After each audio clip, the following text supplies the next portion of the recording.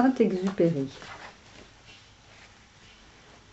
J'ai vécu seule, sans personne avec qui parler véritablement. Jusqu'à une panne dans le désert du Sahara il y a 6 ans. Quelque chose s'était cassé dans mon moteur et comme je n'avais avec moi ni mécanicien ni passager, je me préparais à essayer de réussir tout seul une réparation difficile. C'était pour moi une question de vie ou de mort. J'avais à peine de l'eau à boire pour 8 jours. Le premier soir, je me suis donc endormie sur le sable à 1000 milles de toute terre habitée. J'étais bien plus isolée qu'un naufragé sur un radeau au milieu de l'océan. Alors vous imaginez ma surprise au lever du jour quand une drôle de petite voix m'a réveillée. Elle disait « S'il vous plaît, dessine-moi un mouton. » Hein ? Dessine-moi un mouton. J'ai sauté sur mes pieds, comme si j'avais été frappée par la foudre. J'ai bien frotté mes yeux, j'ai bien regardé, et j'ai vu un petit bonhomme tout à fait extraordinaire qui me considérait gravement. Je regardais cette apparition avec des yeux tout ronds d'étonnement. Or, mon petit bonhomme ne me semblait ni égaré, ni mort de fatigue, ni mort de faim, ni mort de soif, ni mort de peur. Il n'avait en rien l'apparence d'un enfant perdu au milieu du désert, à 1000 milles de toute région habitée. Quand je réussis enfin à parler, je lui dis « Mais qu'est-ce que tu fais là ?» Et il me répéta alors, tout doucement, comme une chose très sérieuse, « S'il vous plaît, dessine-moi un mouton. » Quand le mystère est trop impressionnant, on n'ose pas désobéir. Aussi absurde que cela me sembla, à 1000 milles de tous les endroits habités en danger de mort, je sortis de ma poche une feuille de papier et un stylo.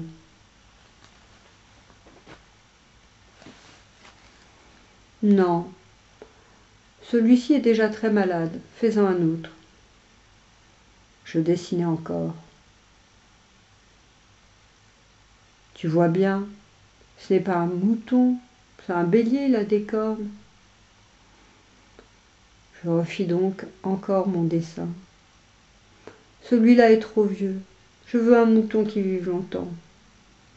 Alors, faute de patience, comme j'avais hâte de commencer le démontage de mon moteur, je griffonnais ce dessin-ci. Et je lançais, ça c'est la caisse. Le mouton que tu veux est dedans. C'est tout à fait comme ça que je voulais.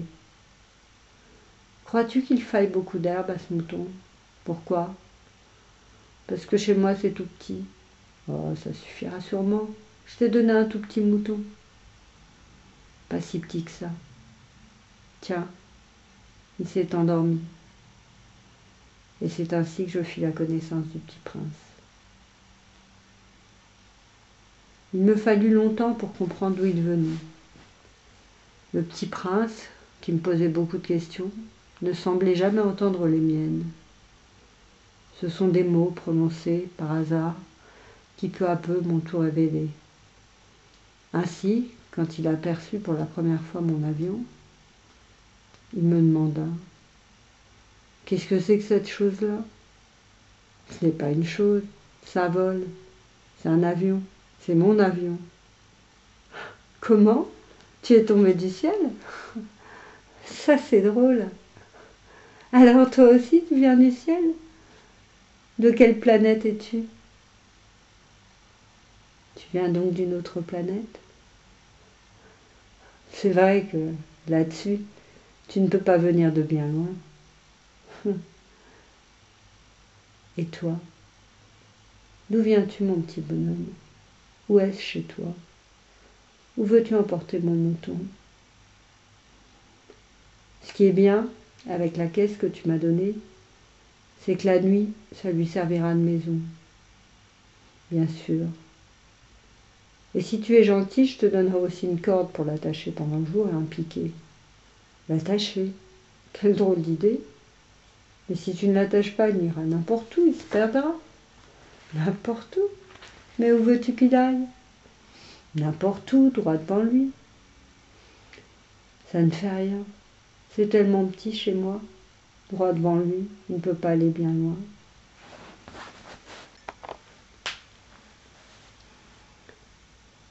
Ah, petit prince, j'ai compris peu à peu ainsi ta petite vie mélancolique. Tu n'avais eu longtemps pour distraction que la douceur des couchers de soleil. J'ai appris ce détail nouveau. Le 4e jour, au matin, quand tu m'as dit « J'aime bien les couchers de soleil. Allons voir un coucher de soleil. » Il faut attendre. Attendre quoi? Bah, que le soleil se couche. Tu as eu l'air très surpris d'abord et puis tu as ri toi-même et tu m'as dit « Je me crois toujours chez moi. » En effet, quand il est midi aux États-Unis, le soleil, tout le monde le sait, se couche sur la France. Il suffirait de pouvoir aller en France en 1 minute pour assister au coucher de soleil. Malheureusement, la France est bien trop éloignée. Mais sur ta si petite planète, il te suffisait de tirer ta chaise de quelques pas et tu regardais le crépuscule chaque fois que tu le désirais. Un jour, j'ai vu le soleil se coucher 43 fois. Tu sais, quand on est tellement triste, on aime les couchers de soleil. Le jour des 43 fois, tu étais donc tellement triste.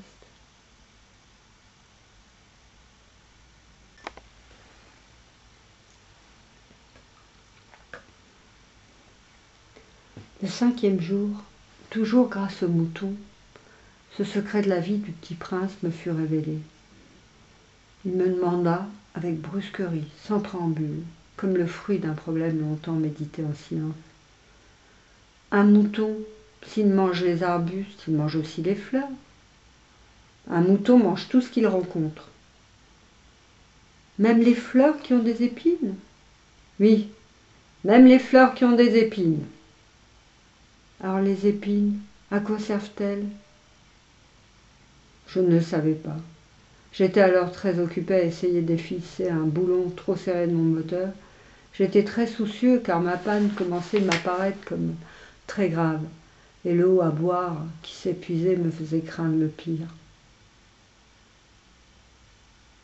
Les épines, à quoi servent-elles? Le petit prince ne renonçait jamais à une question. J'étais irritée par mon boulon et je répondis n'importe quoi. Les épines, ça ne sert à rien. C'est de la pure méchanceté de la part des fleurs. Ah, je ne te crois pas. Les fleurs sont faibles, elles sont naïves, elles se rassurent comme elles peuvent. Elles se croient terribles avec leurs épines. Et tu crois, toi, que les fleurs? Mais non, je ne crois rien. J'ai répondu n'importe quoi, je m'occupe moi de choses sérieuses. De choses sérieuses? Tu parles comme les grandes personnes. Tu confonds tout, tu mélanges tout. Je connais une planète où il y a un monsieur cramoisi. Il n'a jamais respiré une fleur, n'a jamais regardé une étoile, n'a jamais aimé personne, n'a jamais rien fait d'autre que des additions. Et toute la journée il répète comme toi, je suis un homme sérieux, je suis un homme sérieux. Et ça le fait gonfler d'orgueil. Mais c'est pas un homme, c'est un champignon. Un quoi? Un champignon. Il y a des milliers d'années que les fleurs fabriquent des épines. Il y a des milliers d'années que les moutons mangent des fleurs. Et ce n'est pas sérieux de chercher à comprendre pourquoi elles se donnent tant de mal pour se fabriquer des épines qui ne servent jamais à rien. Ce n'est pas important la guerre des moutons et des fleurs. Ce n'est pas plus sérieux, plus important que les additions d'un gros monsieur rouge. Et si je connais, moi, une fleur unique au monde, qui n'existe nulle part, sauf dans ma planète, et qu'un petit mouton peut anéantir d'un seul coup comme ça, un matin, se rendre compte de ce qu'il fait, ce n'est pas important ça. Si quelqu'un aime une fleur, qui n'existe qu'un exemplaire, dans les millions et les millions d'étoiles, ça suffit pour qu'il soit heureux quand il les regarde. Il se dit, ma fleur est là, quelque part. Mais si le mouton mange la fleur, c'est Pour lui, comme si brusquement toutes les étoiles s'éteignaient. Et ce n'est pas important, ça.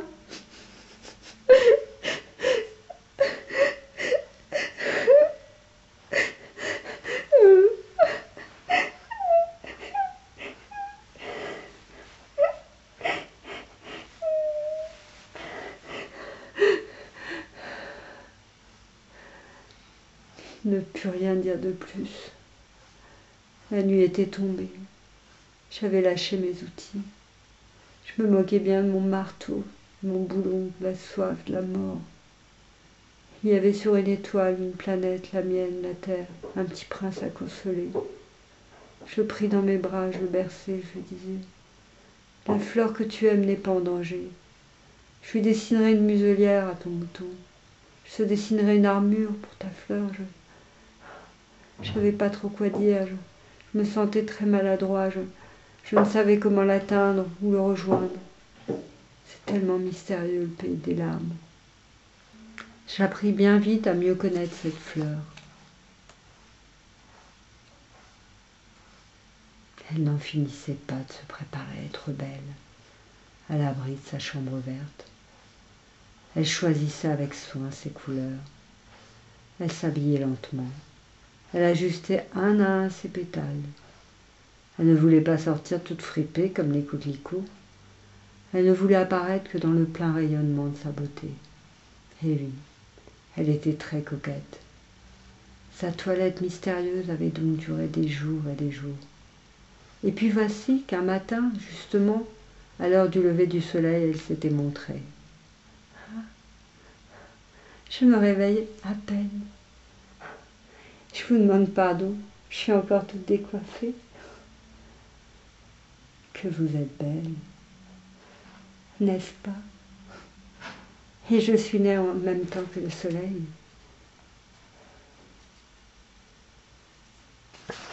C'est l'heure, je crois, du petit déjeuner. Auriez-vous la bonté de penser à moi? Et le petit prince, tout confus, ayant été chercher un arrosoir d'eau, avait servi la fleur. Ainsi l'avait-elle bien vite tourmentée par sa vanité un peu ombrageuse. Un jour, par exemple, parlant de ses 4 épines, elle avait dit au petit prince « Ils peuvent venir, les tigres, avec leurs griffes. Mais il n'y a pas de tigres sur ma planète. Et puis les tigres, ça ne mange pas d'herbe. Je ne suis pas une herbe. Pardonnez-moi. Je ne crains rien des tigres, mais j'ai horreur des courants d'air. Vous n'auriez pas un paravent? Le soir, mettez-moi sous globe. Il fait très froid chez vous, c'est mal installé. Là d'où je viens. » Mais elle s'était interrompue. Elle était venue sous forme de graine. Elle n'avait rien pu connaître des autres mondes. Humiliée de s'être laissée surprendre après par un mensonge aussi naïf. Elle avait toussé 2 ou 3 fois pour mettre le petit prince dans son tort. Ainsi, le petit prince, malgré la bonne volonté de son amour, avait vite douté d'elle. Il avait pris au sérieux des mots sans importance et était devenu très malheureux. J'aurais pas dû l'écouter. Il ne faut jamais écouter les fleurs. Il faut les regarder et respirer. La mienne embaumait ma planète, mais je ne savais pas m'en réjouir. J'aurais dû la juger sur les actes et non sur les mots. Elle m'embaumait et m'éclairait. Je n'aurais jamais dû m'enfuir. J'aurais dû deviner sa tendresse derrière ses pauvres ruses. Les fleurs sont si contradictoires, et j'étais trop jeune pour savoir l'aimer. Je crois qu'il profita pour son évasion d'une migration d'oiseaux sauvages. Au matin du départ, il mit sa planète bien en ordre. Il ramena soigneusement ses volcans en activité. Possédait 2 volcans en activité. C'était bien commode pour faire chauffer le petit déjeuner le matin. Possédait aussi un volcan éteint. Mais comme il disait, on ne sait jamais. Il ramena donc également le volcan éteint. S'ils sont bien ramonés, les volcans brûlent doucement et régulièrement, sans éruption. Les éruptions volcaniques sont comme des feux de cheminée. Le petit prince arracha aussi, avec un peu de mélancolie, les derniers pousses de baobab. Il croyait ne jamais devoir revenir, mais tous ces travaux familiers lui parurent ce matin-là extrêmement doux. Et quand il arrosa une dernière fois la fleur et se prépara à la mettre à l'abri sous son globe, se découvrit l'envie de pleurer. Adieu. J'ai été sotte. Je te demande pardon. Tâche d'être heureux. Mais oui, je t'aime. Tu n'as rien su par ma faute. Cela n'a aucune importance. Mais tu as été aussi sot que moi. Tâche d'être heureux. Laisse ce globe tranquille, je n'en veux plus. Mais le vent, je suis pas si enrhumée que ça. L'air frais de la nuit me fera du bien. Je suis une fleur. Mais les bêtes, faut bien que je supporte 2 ou 3 chenilles. Si je veux connaître les papillons, il paraît que c'est tellement beau. Sinon, qui me rendra visite, tu seras loin, toi. Quant aux grosses bêtes, je ne crains rien, j'ai mes griffes. Traîne pas comme ça, c'est agaçant. Tu as décidé de partir, va-t'en.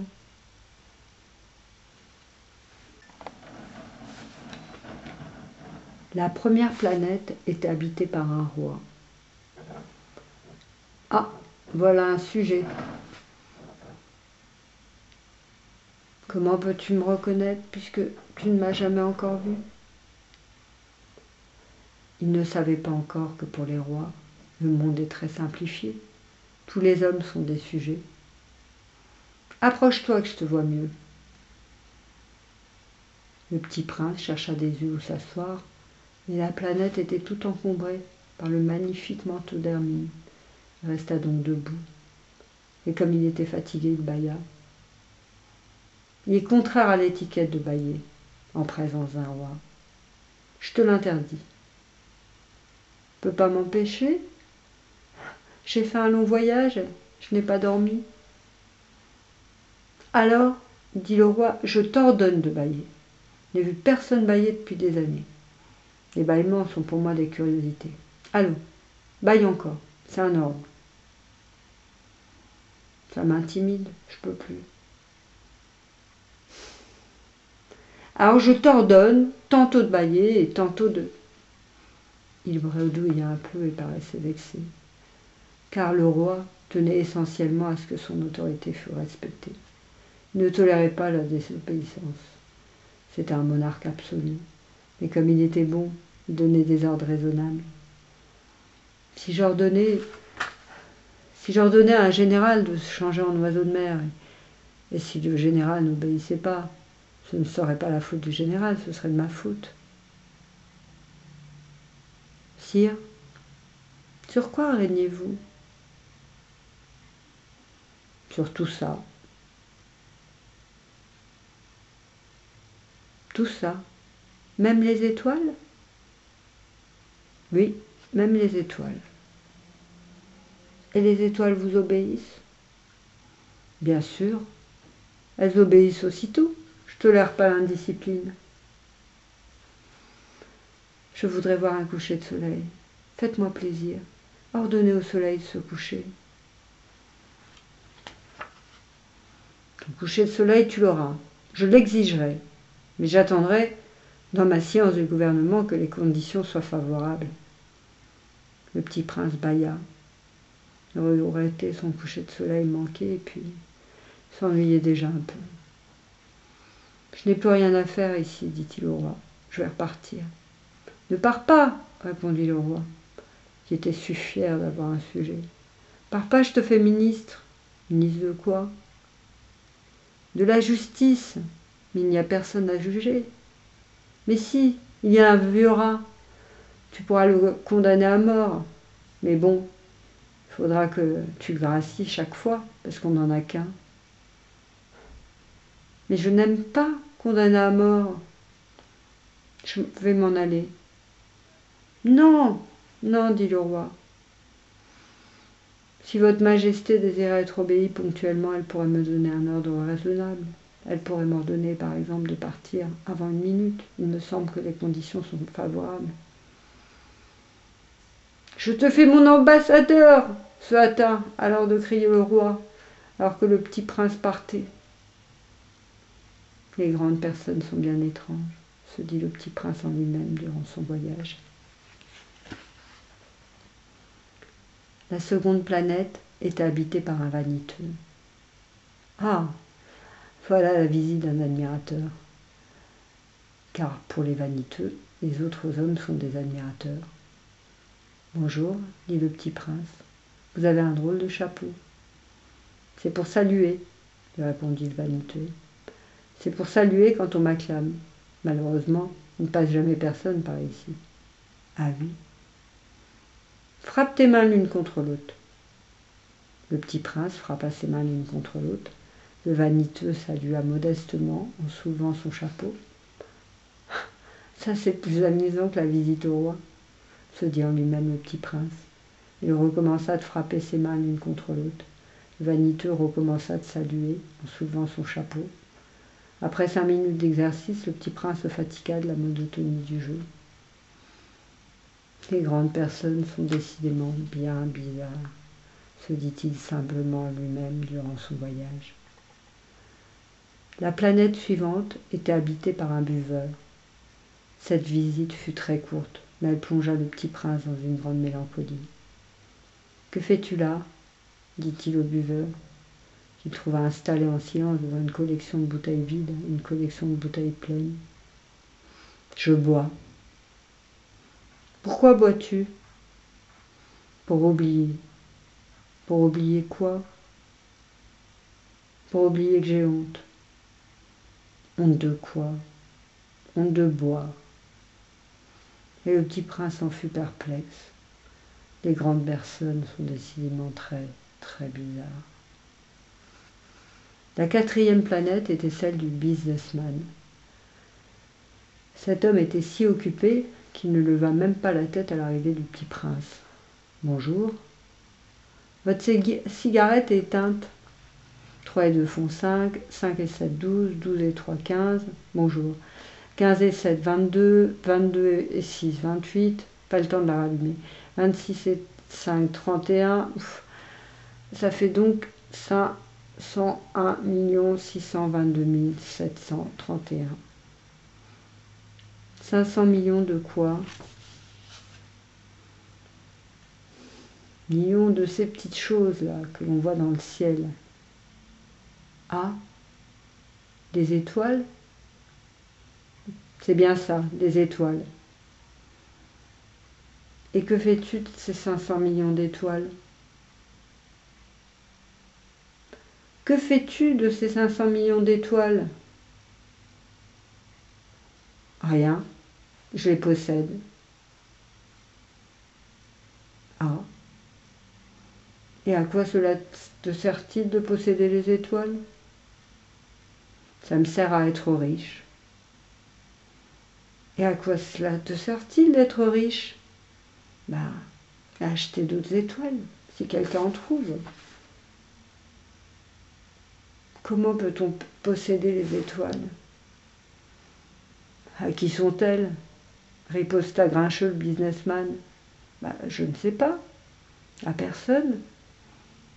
Alors elles sont à moi car j'y ai pensé le premier. Ça suffit. Bien sûr, quand tu trouves un diamant qui n'est à personne, il est à toi. Quand tu trouves une île qui n'est à personne, elle est à toi. Quand tu as une idée le premier, tu l'as fait breveter, elle est à toi. Moi, je possède des étoiles puisque jamais personne n'y a pensé avant moi. Et qu'est-ce que tu en fais? Je les gère. Je les compte, je les recompte. C'est difficile, mais je suis un homme sérieux. C'est amusant, pensa le petit prince. C'est assez poétique, mais ce n'est pas très sérieux. Le petit prince avait sur les choses sérieuses des idées très différentes des grandes personnes. Moi, je possède une fleur que j'arrose tous les jours. Je possède 3 volcans que je ramène toutes les semaines, car je ramène aussi celui qui est éteint, on ne sait jamais. utile à mes volcans et c'est utile à ma fleur que je les possède. Mais tu n'es pas utile aux étoiles.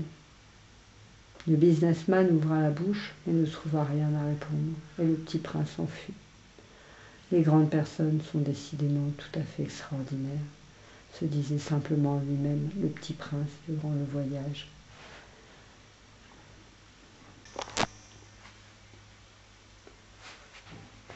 La 5e planète était très curieuse. C'était la plus petite de toutes. Il y avait là juste assez de place pour loger un réverbère et un allumeur de réverbère.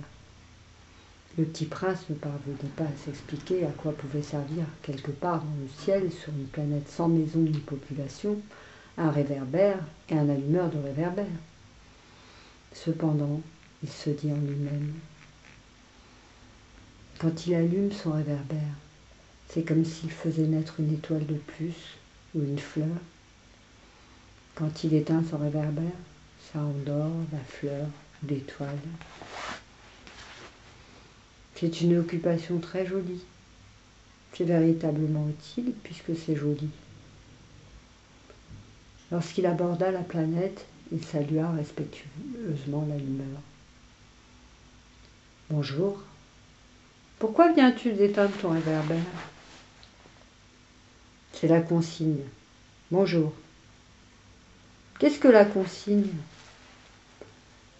C'est d'éteindre mon réverbère. Bonsoir. »« Mais pourquoi viens-tu de le rallumer ?»« C'est la consigne. »« Je ne comprends pas. » Il n'y a rien à comprendre. La consigne, c'est la consigne. Bonjour. Ah, je fais là un métier terrible. Autrefois, c'était raisonnable. J'éteignais le matin et j'allumais le soir. J'avais le reste du jour pour me reposer et le reste de la nuit pour dormir. Et depuis cette époque-là, la consigne a changé. Mais non, la consigne n'a pas changé, c'est bien là le drame. La planète d'année en année a tourné de plus en plus vite et la consigne n'a pas changé. Alors maintenant qu'elle fait un tour par minute, je n'ai plus une seconde de repos. J'allume et j'éteins une fois par minute. Ça c'est drôle. Alors les jours chez toi durent 1 minute? Ah non, ce n'est pas drôle du tout. Ça fait déjà 1 mois que nous parlons ensemble. 1 mois? Oui, 30 minutes, 30 jours. Bonsoir. Il ralluma son réverbère. Le petit prince le regarda et aima cette allumeur qui était tellement fidèle à la consigne. Il se souvint des couchers de soleil que lui-même avait autrefois cherchés en tirant sa chaise. Il voulut aider son ami. « Tu sais, je connais un moyen de te reposer quand tu voudras. Je veux toujours. » Ta planète est tellement petite que tu en fais le tour en 3 enjambées. Tu n'as qu'à marcher assez lentement pour rester toujours au soleil. Quand tu voudras te reposer, tu marcheras. Et le jour durera aussi longtemps que tu voudras. Ça ne m'avance pas grand-chose. Ce que j'aime dans la vie, c'est dormir. Ce n'est pas de chance. Ah, ce n'est pas de chance. Bonjour. Et il éteignit son réverbère. Celui-là, se dit le petit prince, tandis qu'il poursuivait plus loin son voyage.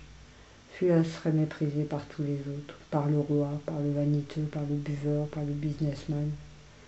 Cependant, c'est le seul qui ne me paraisse pas ridicule. C'est peut-être parce qu'il s'occupe d'autre chose que de soi-même. Il eut un soupir de regret, se dit encore. Celui-là est le seul dont j'eusse pu me faire un ami. Mais sa planète est vraiment trop petite. Il n'y a pas de place pour 2. Ce que le petit prince n'osait pas s'avouer, c'est qu'il regrettait cette planète bénie à cause, surtout, des 1440 couchers de soleil par 24 heures.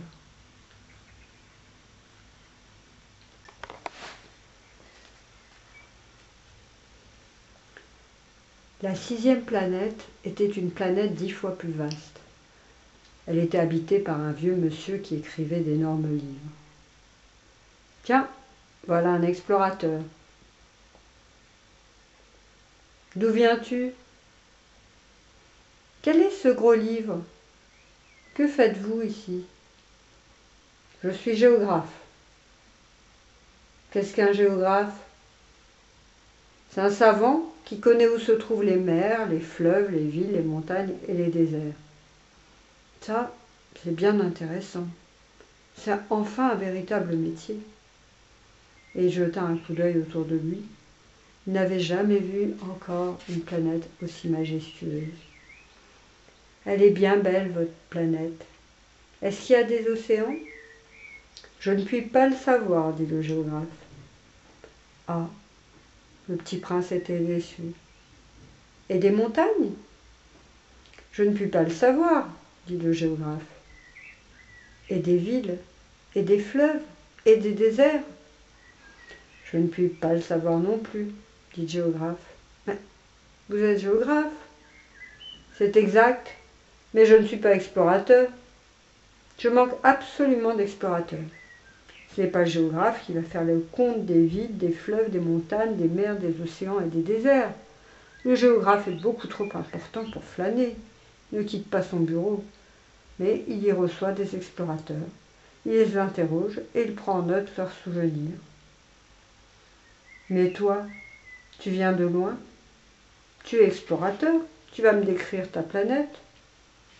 Oh, chez moi, ce n'est pas très intéressant, c'est tout petit. J'ai 3 volcans, 2 volcans en activité, un volcan éteint. Mais on ne sait jamais. J'ai aussi une fleur. Ah, notons pas les fleurs. Pourquoi ça? C'est le plus joli. Parce que les fleurs sont éphémères. Qu'est-ce que signifie éphémère?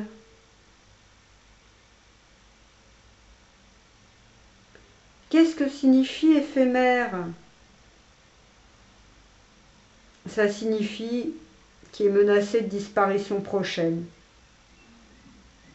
Ma fleur est menacée de disparition prochaine? Bien sûr. Ma fleur est éphémère. Et elle n'a que 4 épines pour se défendre contre le monde. Et je l'ai laissée toute seule chez moi. Ce fut là son premier mouvement de regret. Mais il reprit courage. Que me conseillez-vous d'aller visiter? La planète Terre.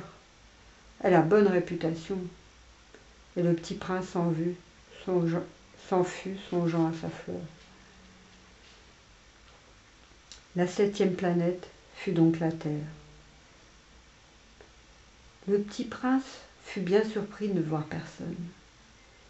Il avait déjà peur de s'être trompé de planète quand un anneau couleur de lune remua dans le sable. Bonne nuit, fit le petit prince à tout hasard. Bonne nuit, fit le serpent. Sur quelle planète suis-je tombé? Sur la Terre, en Afrique. Ah. Il n'y a donc personne sur la Terre? Ici, c'est le désert. Il n'y a personne dans les déserts. La terre est grande. Le petit prince s'assit sur une pierre et leva les yeux vers le ciel. Je me demande si les étoiles sont éclairées afin que chacun puisse un jour retrouver la sienne. Regarde ma planète, elle est juste au-dessus de nous. Mais comme elle est loin, elle est belle. Que viens-tu faire ici? J'ai des difficultés avec une fleur. Ah. Où sont les hommes? On est un peu seul dans le désert.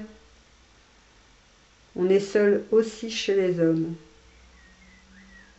Tu es une drôle de bête, mince comme un doigt. Mais je suis plus puissant que le doigt d'un roi. Tu n'es pas bien puissant, tu n'as même pas de pattes, tu ne peux même pas voyager. Je puis t'emporter plus loin qu'un navire. Il s'enroula autour de la cheville du petit prince comme un bracelet d'or. Celui que je touche, je le rends à la terre dont il est sorti. Mais tu es pur, et tu viens d'une étoile.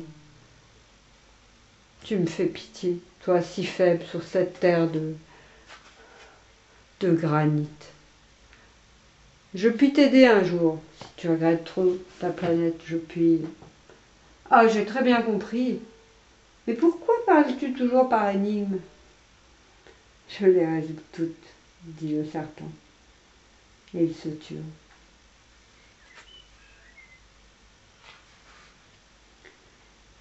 Mais il arriva que le petit prince, ayant longtemps marché à travers les sables, les rocs et les neiges, découvrit enfin une route, et les routes vont toutes chez les hommes. « Bonjour, dit-il. » C'était un jardin fleuri de roses. « Bonjour, dirent les roses. Le petit prince les regarda. Elles ressemblaient toutes à sa fleur. « Qui êtes-vous » leur demanda-t-il stupéfait.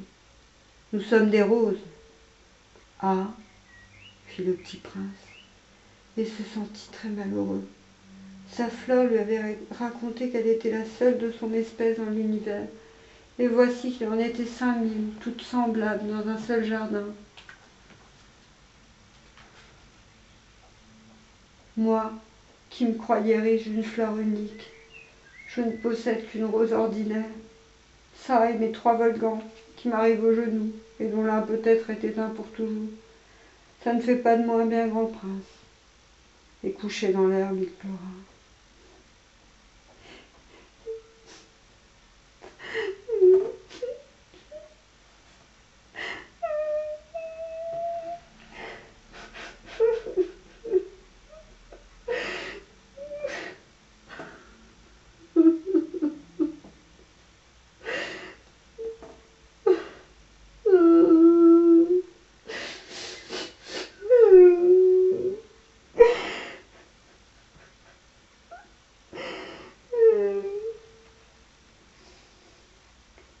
C'est alors qu'apparut le renard. « Bonjour. »« Bonjour, » répondit poliment le petit prince, qui se retourna mais ne vit rien. « Je suis là, » dit la voix, « sous le pommier. »« Qui es-tu ? Tu es bien jolie. »« Je suis un renard. »« Viens jouer avec moi, je suis tellement triste. »« Je ne puis pas jouer avec toi, je ne suis pas apprivoisée. »« Ah, pardon. » Qu'est-ce que signifie apprivoiser ? Tu n'es pas d'ici, que cherches-tu ? Je cherche les hommes. Qu'est-ce que signifie apprivoiser ? Les hommes. Ils ont des fusils et ils chassent, c'est bien gênant. Ils élèvent aussi des poules, c'est leur seul intérêt. Tu cherches des poules ? Non. Je cherche des amis. Qu'est-ce que signifie apprivoiser ? Oh, c'est une chose trop oubliée. Ça signifie créer des liens. Créer des liens, bien sûr. Tu n'es pour moi qu'un petit garçon tout semblable à 100 000 petits garçons. Et je n'ai pas besoin de toi, et tu n'as pas besoin de moi non plus. Je ne suis pour toi qu'un renard semblable à 100 000 renards. Mais si tu m'apprivoises, nous aurons besoin l'un de l'autre. Tu seras pour moi unique au monde. Je serai pour toi unique au monde. Je commence à comprendre. Il y a une fleur, je crois qu'elle m'a apprivoisée. C'est possible. On voit sur la terre toutes sortes de choses. Oh, ce n'est pas sur la terre. Sur une autre planète ? Oui. Il y a des chasseurs sur cette planète ? Non. Ça, c'est intéressant. Il y a des poules ? Non. Rien n'est parfait. Ma vie est monotone. Je chasse les poules, les hommes me chassent, toutes les poules se ressemblent et tous les hommes se ressemblent. Je m'ennuie donc un peu. Mais si tu m'apprivoises, ma vie sera comme ensoleillée. Je connaîtrai un bruit de pas qui sera différent de tous les autres. Les autres pas me font rentrer sous terre. Le tien m'appellera hors du terrier, comme une musique. Et puis regarde, tu vois là-bas les champs de blé. Je ne mange pas de pain. Le blé pour moi est inutile. Les champs de blé ne me rappellent rien. Et ça c'est triste. Mais tu as des cheveux couleur d'or. Alors ce sera merveilleux quand tu m'auras apprivoisé. Le blé, qui est doré, me fera souvenir de toi. Et j'aimerai le bruit du vent dans le blé. S'il te plaît, apprivoise-moi. Je veux bien, mais je n'ai pas beaucoup de temps. J'ai des amis à découvrir et beaucoup de choses à connaître. On ne connaît que les choses que l'on apprivoise, Les hommes n'ont plus le temps de rien connaître, ils achètent des choses toutes faites chez les marchands. Mais comme il n'existe point de marchand d'amis, les hommes n'ont plus d'amis. Si tu veux un ami, apprivoise-moi. Que faut-il faire? Il faut être très patient. Tu t'assoiras d'abord un peu loin de moi, comme ça, dans l'herbe. Je te regarderai du coin de l'œil, et tu ne diras rien. Le langage est source de malentendus. Et chaque jour, tu pourras t'asseoir un peu plus près. Le lendemain revint le petit prince. Il eût mieux valu revenir à la même heure. Si tu viens par exemple à 4 heures de l'après-midi, dès 3 heures, je commencerai d'être heureux. Plus l'heure avancera, plus je me sentirai heureux. À 4 heures déjà, je m'agiterai, m'inquiéterai. Je découvrirai le prix du bonheur. Mais si tu viens n'importe quand, je ne saurai jamais à quelle heure m'habiller le cœur. Il faut des rites. Qu'est-ce qu'un rite? Oh, c'est aussi quelque chose trop oublié. C'est ce qui se fait qu'un jour est différent des autres, une heure des autres heures. Il y a un rite par exemple chez mes chasseurs. Ils dansent le jeudi avec les filles du village. Alors le jeudi est un jour merveilleux. Je vais me promener jusqu'à la ville. Si les chasseurs dansaient n'importe quand, les jours se ressembleraient tous, et je n'aurais point de vacances. Ainsi, le petit prince apprivoisa le renard. Et quand l'heure du départ fut proche, je pleurai. C'est ta faute. Je te souhaitais point de mal, mais tu as voulu que je t'apprivoise. Bien sûr. Mais tu vas pleurer? Bien sûr. Alors tu n'y gagnes rien. J'y gagne, à cause de la couleur du blé. Va revoir les roses. Tu comprendras que la tienne est unique au monde. Tu reviendras me dire adieu et je te ferai cadeau d'un secret. Le petit prince en fut revoir les autres roses. Vous n'êtes pas du tout semblable à ma rose. Vous n'êtes rien encore. Personne ne vous a apprivoisé. Et vous n'avez apprivoisé personne. Vous êtes comme était mon renard. Ce n'était qu'un renard, semblable à 100 000 renards. Et j'en ai fait mon ami. Et il est maintenant unique au monde. Et les roses étaient gênées. Vous êtes belle, et vous êtes vide. On ne peut pas mourir pour vous. Bien sûr, ma rose, à moi, un passeur ordinaire croirait qu'elle vous ressemble. Mais à elle seule, elle est plus importante que vous toutes, puisque c'est elle que j'ai arrosée, puisque c'est elle que j'ai mise sous globe, puisque c'est elle que j'ai abritée par le paravent, puisque c'est elle dont j'ai tué les chenilles, sauf les 2 ou 3 pour les papillons, puisque c'est elle aussi que j'ai écouté se plaindre ou se vanter, ou même quelquefois se taire, puisque c'est ma rose. Et il revint vers le renard. Adieu. Adieu, dit le renard. Voilà mon secret. Il est très simple. On ne voit bien qu'avec le cœur. L'essentiel est invisible pour les yeux. L'essentiel est invisible pour les yeux. C'est le temps que tu as perdu pour ta rose qui fait ta rose si importante. C'est le temps que j'ai perdu pour ma rose. Les hommes ont oublié cette vérité, et tu ne dois pas l'oublier. Tu deviens responsable pour toujours ce que tu as apprivoisé. Tu es responsable de ta rose. Je suis responsable de ma rose. Nous étions au 8e jour de ma panne dans le désert, et j'avais écouté l'histoire du marchand en buvant la dernière goutte de ma provision d'eau. Ah, dis-je au petit prince, ils sont bien jolis tes souvenirs, mais je n'ai pas encore réparé mon avion. Je n'ai plus rien à boire, et je serais heureux moi aussi si je pouvais marcher tout doucement vers une fontaine.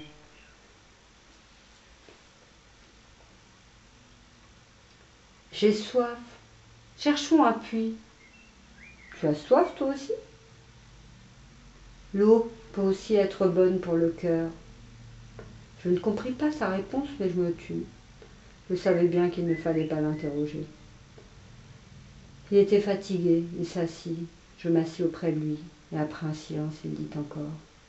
Les étoiles sont belles, à cause d'une fleur que l'on ne voit pas. Je répondis, bien sûr.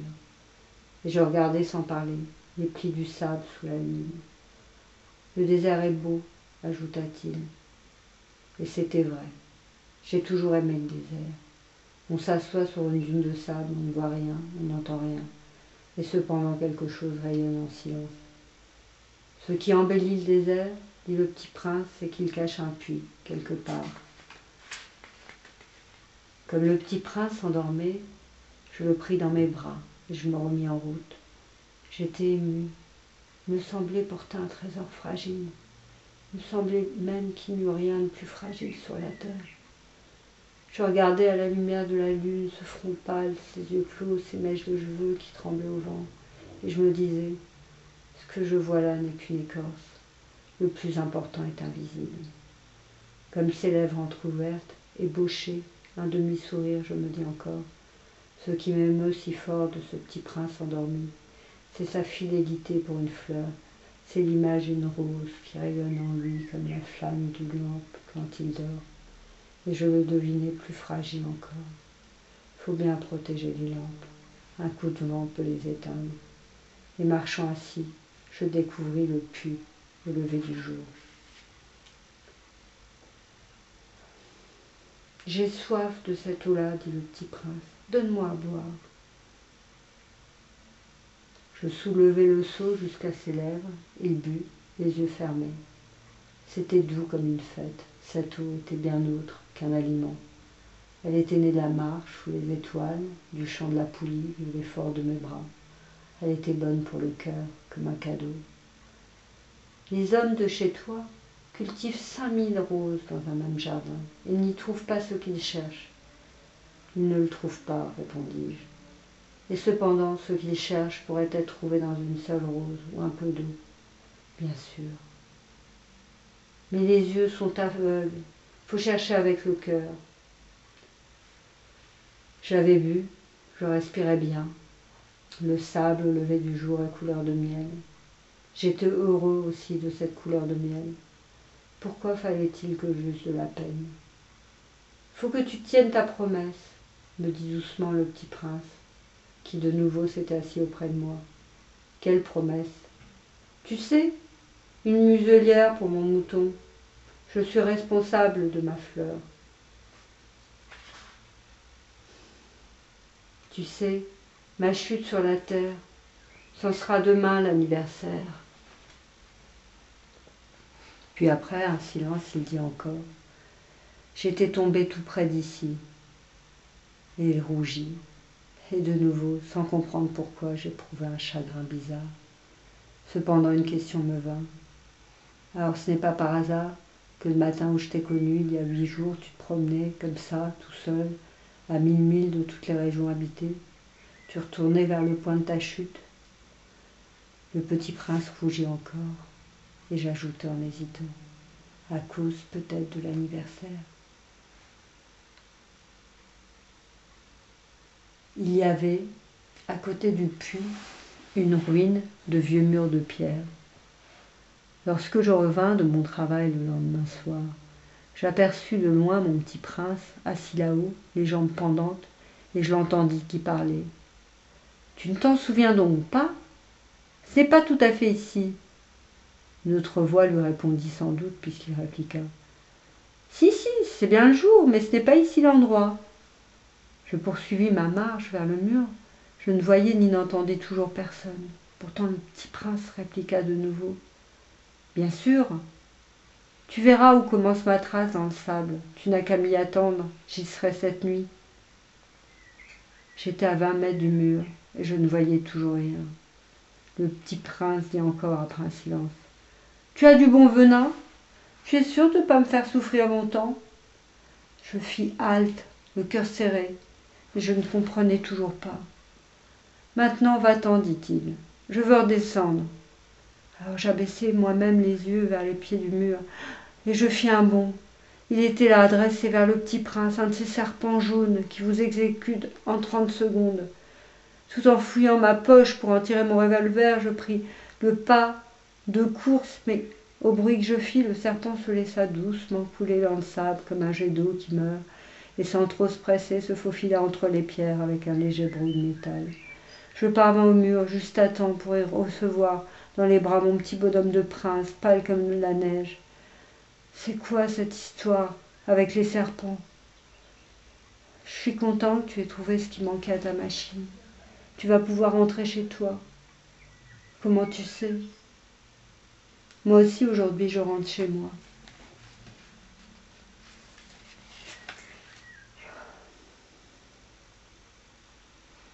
Cette nuit, ça fera 1 an. Mon étoile se trouvera juste au-dessus de l'endroit où je suis tombée l'année dernière. Petit bonhomme, n'est-ce pas que c'est un mauvais cauchemar, cette histoire de serpent et de rendez-vous et d'étoiles?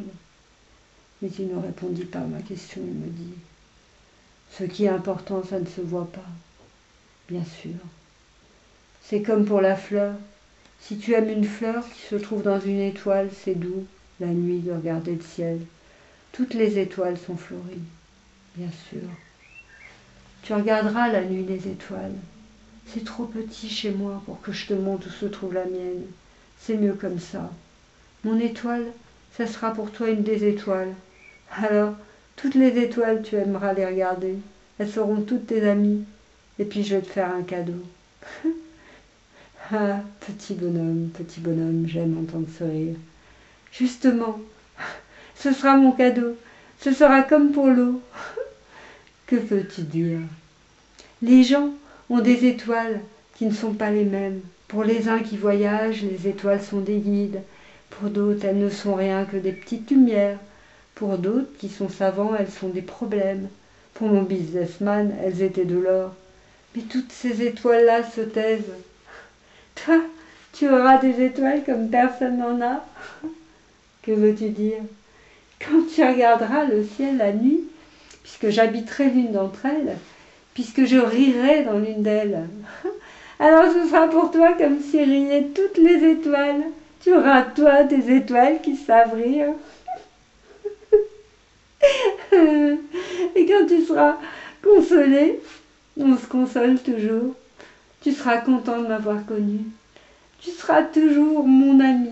Tu auras envie de rire avec moi. Et tu ouvriras parfois ta fenêtre comme ça pour le plaisir. Et tes amis seront bien étonnés de te voir rire en regardant le ciel. Alors tu leur diras, oui, les étoiles, ça me fait toujours rire. Et ils te croiront fou. Je t'aurais joué un bien vilain tour. Ce sera comme si je t'avais donné au lieu d'étoiles des tas de petits grelots qui savent rire.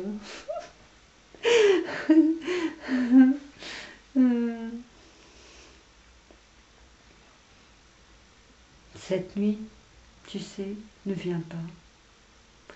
Je ne te quitterai pas. J'aurai l'air d'avoir mal, j'aurai un peu l'air de mourir. C'est comme ça. Ne viens pas voir ça, ce n'est pas la peine. Je ne te quitterai pas. Je te dis ça, c'est à cause du serpent. Ne faut pas qu'il te morde. Les serpents, c'est méchant, ça peut mordre pour le plaisir. Je ne te quitterai pas. Cette nuit-là, je ne le vis pas se mettre en route. Il s'est évadé sans bruit. Quand j'aurais réussi à le rejoindre, il marchait décidé d'un pas rapide. Il me dit seulement « Ah, tu es là ?» Et il me prit par la main, et il se tourmenta encore. « Tu as eu tort, tu auras de la peine. J'aurai l'air d'être mort et ce ne sera pas vrai. » Moi, je me taisais. « Tu comprends? C'est trop loin. Je ne peux pas emporter ce corps-là, c'est trop lourd. » Moi, je me taisais. Et ce sera comme une vieille écorce abandonnée. Ce n'est pas triste, les vieilles écorces. Moi, je me taisais. Se découragea un peu, mais il fit encore un effort. Ce sera gentil, tu sais. Moi aussi, je regarderai les étoiles. Toutes les étoiles seront des puits, avec une poulie rouillée. Toutes les étoiles me verseront à boire. Moi, je me taisais. Ce sera tellement amusant. Tu auras 500 millions de grelots. J'aurai 500 millions de fontaines. Et se tut aussi, parce qu'il pleurait.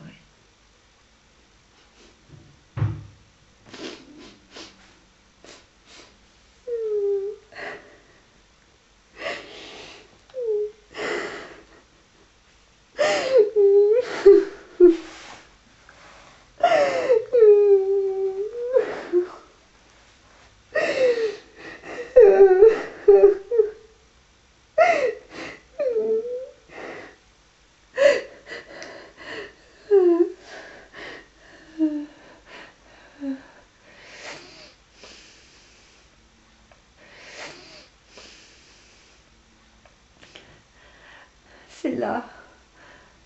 Laisse-moi faire un pas tout seul. Il s'assit parce qu'il avait peur. Il dit encore, tu sais, ma fleur, j'en suis responsable. Et elle est tellement faible, elle est tellement naïve, elle a qu'à trépide de rien du tout pour la protéger contre le monde. Moi je m'assis parce que je ne pouvais plus me tenir debout. Il dit, voilà, c'est tout. Il hésita encore un peu, puis il se releva, il fit un pas. Moi je ne pouvais plus bouger. Il n'y eut rien qu'un éclair jaune près de sa cheville. Il demeura un instant immobile, ne cria pas, tomba doucement comme tombe un arbre. Ça ne fit même pas de bruit à cause du sable. Et maintenant, bien sûr, ça fait 6 ans déjà. Je n'ai jamais encore raconté cette histoire. Les camarades qui m'ont revu ont été bien contents de me revoir vivant. J'étais triste, mais je leur disais, c'est la fatigue. Maintenant, je me suis un peu consolée. C'est-à-dire, pas tout à fait, mais je sais bien qu'il est revenu à sa planète. Car au lever du jour, je n'ai pas retrouvé son corps. Ce n'était pas un corps tellement lourd. Et j'aime la nuit écouter les étoiles. C'est comme 500 millions de grelots. Mais voilà qu'il se passe quelque chose d'extraordinaire. La muselière que j'ai dessinée pour le petit prince, j'ai oublié d'y ajouter une courroie de cuir. Il n'aura jamais pu l'attacher, son mouton. Alors je me demande, que s'est-il passé sur sa planète? Peut-être bien que le mouton a mangé la fleur. Tantôt je me dis, sûrement non. Le petit prince enferme sa fleur toutes les nuits sous son globe de verre. Il surveille bien son mouton. Alors, je suis heureux. Et toutes les étoiles rient doucement. Tantôt je me dis, on est distrait une fois ou l'autre, et ça suffit. Il a oublié un soir le globe de verre, ou bien le mouton est sorti sans bruit pendant la nuit. Alors, les grelots se changent tous en larmes. C'est là un bien grand mystère. Pour vous qui aimez aussi le petit prince, comme pour moi, rien de l'univers n'est semblable, si quelque part, on ne sait où, un mouton que nous ne connaissons pas a priori a mangé une rose. Regardez le ciel, demandez-vous, le mouton, oui ou non, a-t-il mangé la fleur? Et vous verrez comme tout change, et aucune grande personne ne comprendra jamais que ça a tellement d'importance.